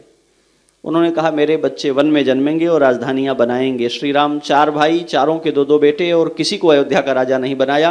कहा यदि वस्तुतः राजा के बेटे ये हैं तो ये राजधानी अपनी बना लेंगे, और उन सब ने अपनी अपनी राजधानियां स्थापित की। श्री राम ये सिखाने ही आए थे मृत्युलोक में, इसलिए उन्होंने ऐसा करके दिखाया। उसमें कोई त्याग नहीं है। गुरु जी को सादर प्रणाम। आचार्य जी, आपके द्वारा बताया गया कि हम को विश्व समुदाय में शामिल होने के लिए विश्व समुदाय के जो नियम हैं उन नियमों को भी मानना था। इसलिए संविधान का जब निर्माण हो रहा था तो उसमें हमने उनसे कई चीज़ें ली और अपने जो भाव थे भारतीय संस्कृति के केवल भाव डाले, अपने नियम उनमें हमने शामिल नहीं किए। परंतु हम विश्वविद्यालय में हैं, विश्वविद्यालय में हमारा एक छात्रों का एक समुदाय है। हमारे कई छात्र ऐसे हैं जो अनर्गल क्रियाकलाप करते हैं, तो हम छात्र समुदाय में शामिल होने के लिए उनके साथ शामिल हो जाएं और उनके साथ वही अनर्गल क्रियाकलाप करने लगे, क्या ये उचित है? और दूसरी बात ये कि हम में क्या खामियां थी, हमारे राष्ट्र में हमारे गौरव में, हमारे इतिहास में या हमारी भूमि में कोई कमियां थी क्या जो हम उनसे लेने के लिए जाएं, हम उनसे कुछ स्वीकारें? समझ गए आपकी बात, बैठिए जी। हम बहुत तगड़े वाले हिंदूवादी हैं, समझे? और आप हिंदुत्व आपका शौक हो सकता है, हमारी प्रतिज्ञा है। मैं आपसे पूछूंगा, आपसे मतलब मैं व्यक्तिगत आपको कह नहीं रहा हूं, मैं आपका ध्यान दिला रहा हूं कि ये प्रश्न व्यर्थ है। इसलिए व्यर्थ है कि ये हिंदू हिंदू करने वाले जितने लोग हैं, मैं पूछने लगूंगा हिंदुत्व के कितने मूल्य आपने चुकाए हैं तो भाग जाएंगे यहां से उठ करके। ठीक है, आप इस छल के बाहर निकलिए। मैं आपसे पूछूंगा हिंदुत्व कहने से कौन सा चरित्र व्यक्त होता है और उसकी कितनी प्रतिज्ञाओं का पालन आप करते हैं, तो क्या बता पाएंगे?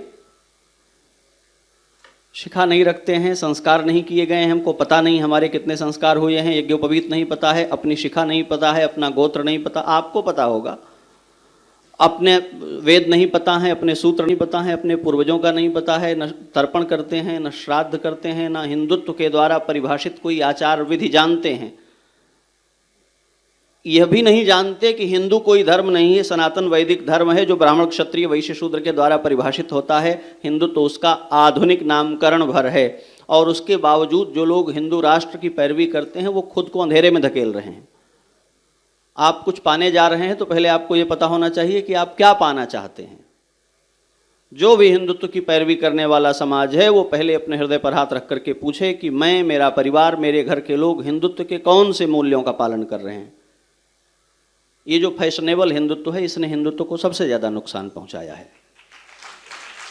जो हिंदुत्व के विरुद्ध खड़े लोग हैं, जिनको हम हिंदुत्व का प्रतिपक्ष मानते हैं, वो सिर पर कैप लगाते हैं बाइक चलाते हुए, और हम टीका भी नहीं लगाते हैं, शिखा भी नहीं रखते हैं।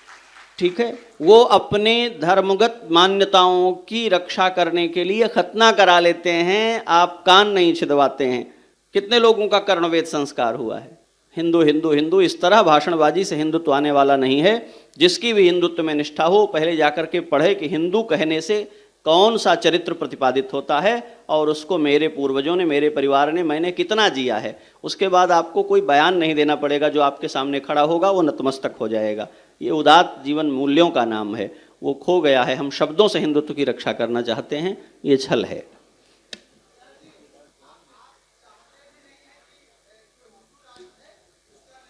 हिंदू राष्ट्र का निर्माण हो कि नहीं हो, ये मेरे चाहने का विषय नहीं है। अभी प्रश्न समाप्त करेंगे। हमारा सिर्फ ये कहना है कि यदि हम हिंदू राष्ट्र बनना चाहते हैं तो हमें राष्ट्र बनने के पहले हिंदू तो बनना हो पड़ेगा। एक संविधान जो धर्मनिरपेक्ष अपने को कहता है, रिकॉग्नाइज नहीं करता हिंदू मुस्लिम सिख ईसाई करके कोई प्रबंधन करने को, आप वहाँ हिंदू हिंदू कर रहे हैं। ये अपने आप को छलने जैसा है। पहले आप अपने को पहचानने की कोशिश करिए कि यदि हम हो जाएंगे हिंदू राष्ट्र तो हमारे मूल्य क्या होंगे। लुप्त होती हुई परंपराएं, वर्ण व्यवस्था, पिंडोदक, श्राद्ध और देवालयों की व्यवस्थाएं और कुल परंपरा से प्राप्त आचार गायब हो गए हैं, और हम कह रहे हैं हम हिंदू राष्ट्र हो जाएंगे। तो हमारे पास होगा क्या? अपनी पोथियां हम छोड़ आए महाभारत काल के पहले, और संविधान को हम निरस्त कर देना चाहते हैं। तो कौन सा धर्म होगा जिसके अनुसार हम जिएंगे? इस आभास से बाहर निकलना पड़ेगा। इतने दिनों की मेहनत के बाद एक संविधान बना है जो आज तक इस देश को सही ढर्रे पर नहीं ले जा पाया है। लगातार संशोधन हो रहे हैं। आप इस संविधान को निरस्त करके हिंदू राष्ट्र बन जाएंगे। कौन से संविधान का पालन करेंगे? यही धर्माचार्य लड़ जाएंगे। आधे लोग कहेंगे रामायण होगा, आधे लोग कहेंगे भागवत होगा, बचे हुए लोग कहेंगे गीता होगी। कहाँ हैं आप? 4 वेद हैं, चारों लड़ जाएंगे अलग अलग। त्रिवेदी अलग कहेंगे, चतुर्वेदी अलग कहेंगे। भ्रम में मत पड़िए, उत्तम चरित्र का वर्ण करिए, उसके बाद आप जो चाहेंगे उसकी स्थापना हो पाएगी। अब इसको विराम करेंगे क्योंकि हम लोग समय का उल्लंघन कर चुके हैं। इसके बाद का सत्र बाकी है।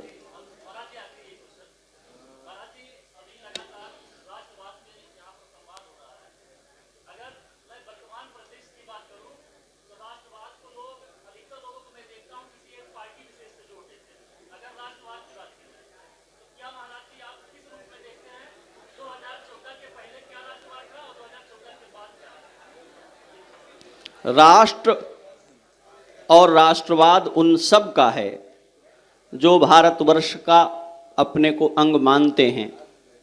मैंने इसके पहले कहा था कुछ लोग अनागरिक होकर के जीना चाहते हैं, देश में रहते हुए भी राष्ट्र की सत्ता को अस्वीकार करने वाले लोगों का परिष्कार करने के लिए जब एक सरकार और संगठन ने राष्ट्र शब्द को आगे लेकर चलना शुरू किया तो बहुत सारे लोगों ने उन पर आरोप लगा दिया कि ये हिंसक हो रहे हैं, ये उग्र हो रहे हैं। ये राष्ट्र आतंकवाद के खिलाफ आप नहीं खड़े हो पा रहे हैं, राष्ट्रवाद के खिलाफ खड़े हो रहे हैं। परिवारवाद के, वंशवाद के खिलाफ आप नहीं खड़े हो पा रहे हैं और राष्ट्रवाद के विरुद्ध आप खड़े हो रहे हैं। बिना बोले हुए वर्षों तक इस देश में परिवारवाद चला, तब आपको बेचैनी नहीं थी। पूरा देश आतंकवाद से त्राही त्राही कर रहा है, तब आपको परेशानी नहीं थी। राष्ट्र शब्द में ऐसी क्या वस्तु है जो आपको आपत्ति उत्पन्न करती है, जिससे आप राष्ट्रवाद के विरुद्ध खड़े हैं? मैं आप सबको इस बात की चुनौती देता हूं, राष्ट्र कह करके जो विचार व्यक्त होते हैं उनमें से कोई एक वाक्य बताइए जो आपको अच्छा नहीं लगता। राष्ट्र में निहित ऐसा कौन सा तत्व है जो आपको पीड़ा पहुंचाता है कि राष्ट्रवाद से आपको आपत्ति है? पुलिस सायरन बजाती है तो चोर भगते हैं, भले आदमी नहीं भगते हैं। अगर राष्ट्रवाद की घोषणा हो रही है तो भय उनको हो रहा है जो राष्ट्र में निहित अवधारणाओं के साथ खड़े नहीं होना चाहते हैं। उनको अपने आप को ठीक करना चाहिए। धन्यवाद। अब आज के दिवस का जो तृतीय सत्र था, संवाद सत्र, जिसका विषय था लोकतंत्र में राष्ट्र विचार और नागरिकता, उस पर बहुत ही सार्थक संवाद हुआ है। आदरणीय महाराज मिश्रेश नंदिनी शरण जी ने एक बहुत ही अच्छा कदम उठाया है और इस धर्म संसद जिसकी एक श्रृंखला काशी में हो चुकी है उसको धर्म की नगरी अयोध्या में करा दी। इसी के साथ मैं ये बात भी जोड़ना चाहूँगा क्योंकि महाराज जी का सानिध्य इस कार्यक्रम को प्राप्त हो ही रहा है। यहाँ पर जो एकेडमिक क्षेत्र है वहाँ से विभिन्न मनीषियों जैसे प्रोफेसर आदरणीय रजनीश शुक्ल सर आए और जिन्होंने भगवान राम की जो परिकल्पना है, जो उनकी अवधारणा है, लोक में जो उनका अस्तित्व है और उसका जो हमारे हृदय पर प्रभाव है उसको किस तरह युवाओं के हृदय में स्थापित किया जाए और भारत के नवनिर्माण की जो बात होती है मंचों से उसको वास्तविकता में धरातल पे कैसे लाया जाए, इस विषय को बहुत ही उन्होंने सुदृढ़ रूप से स्थापित किया। और आदरणीय हृदय नारायण दीक्षित जी जो एक राजनीतिज्ञ तो है पर उससे ज़्यादा एक बुद्धिजीवी हैं और मेरा तो ये मानना है कि आध्यात्मिक बुद्धिजीवी हैं। उन्होंने जिस प्रकार से विचारों को रखा है और युवा बहुत ही अच्छी तरह से प्रभावित भी हुआ और जब हम हॉल में थे तो जिस प्रकार के जयघोष लग रहे थे उससे ये भी लग रहा था कि हाँ जो बातें कही जा रही हैं वो हृदय में उतर रही हैं। तो बहुत अच्छा कार्यक्रम है और कल की श्रृंखला भी इसी प्रकार से। आज आप भी थे आज कार्यक्रम में, प्रथम दिवस समापन की ओर है। आज आपने क्या क्या सीखा वहाँ पे, आज कैसा कार्यक्रम रहा? देखिए, सबसे पहले तो यह युवा धर्म संसद जो आयोजित हो रही है इसके आयोजनकर्ताओं को बहुत बहुत धन्यवाद। युवा धर्म संसद दो शब्द, इसमें दो शब्द प्रमुख रूप से दिख रहे हैं, युवा धर्म और धर्म संसद। युवा धर्म कहता है कि धर्म के प्रति चैतन्य, युवा धर्म कहता है कि जैसा कि हमारे प्रतिदिन के चैतन्यता में प्राप्त हमें बताया गया है, जानते हैं, तो हमने महसूस किया है कि धर्म का अगर मूर्तिमान स्वरूप है तो कुछ है तो वह राम है। और उस राम की नगरी अयोध्या में धर्म संसद के आयोजन के माध्यम से अब बात बताने का प्रयास किया गया कि वह मनुष्य इसलिए विशिष्ट है अन्य 84 लाख योनियों में का सबसे, क्योंकि उसमें चैतन्यता होती है, उसमें कुछ भी करने और समझने की शक्ति होती है, उसमें उसे धर्म ही वह तत्व है जो कि अनुशासन के साथ मर्यादा का पाठ पढ़ाकर जीवन में अनुशासित तरीके से रहते हुए राष्ट्र एवं समाज के अपने कर्तव्यों को पूर्णता प्रदान करने का बोध कराता है। और यह राम राष्ट्र के राम नंदिनी शरण जी महाराज ने और उसके पूरे उद्घाटन सत्र में स्वतंत्र देव जी ने कहा कि विवेकानंद और राम दोनों में एक बड़ी साम्यता है। विवेकानंद जी 39 वर्ष की आयु में इहलौकिक जीवन को त्याग कर पारलौकिक जीवन को प्राप्त किया, लेकिन उन्होंने उस 39 वर्ष की अल्प आयु को दीर्घ, आज भी पीढ़ियाँ उनके दिखाए हुए रास्ते पर चलती है और आने वाले सैकड़ों वर्ष उन्हीं के दिखाए हुए रास्ते पर चलेंगे, जो कि धर्म के क्षेत्र में, समाज के क्षेत्र में, राष्ट्र के क्षेत्र में, संस्कृति के क्षेत्र में अपने योगदानों को और अपने दायित्वों को, अपने कर्तव्यों के प्रति सचेत करेगा।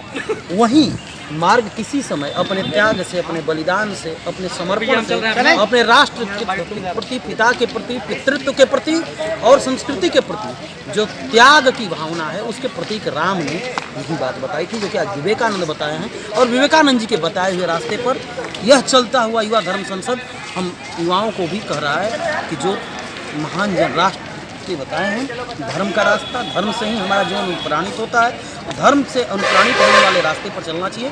यही हमारे किसी भी राष्ट्र के लिए गौरव का मार्ग है, यही किसी राष्ट्र के लिए उन्नति का मार्ग है। बहुत बहुत धन्यवाद।